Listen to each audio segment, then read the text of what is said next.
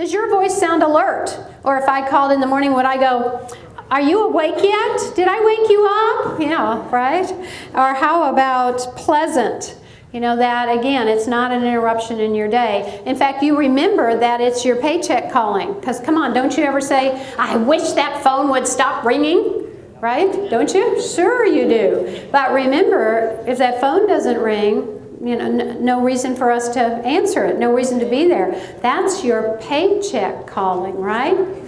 All right. In fact, I want you, next time that phone rings, I want you to go, hello rent check, hello light bill, you know, hello groceries. Yes. You want to remember that's your paycheck calling, and it is not an interruption in your day.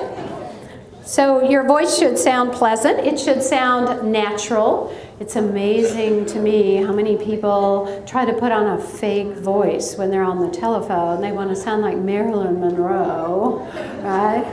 How about distinct?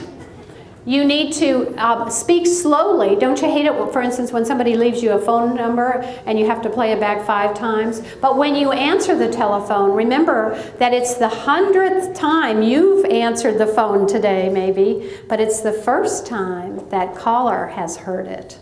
So you'll want to imagine 2 dimes. A speech teacher taught me one time. Imagine 2 dimes propped up in the back of your molars back there, and you can't close your mouth any more than those dimes will allow you. You know, you can't crush those dimes. Because if you do that, if you let your lips close, you get what I call lazy lips. And then you see what happens if I don't open my mouth wide enough, the voice doesn't come out. And in fact, even my tone of voice changes. So get your mouth open, especially on the telephone, since you don't have your body language.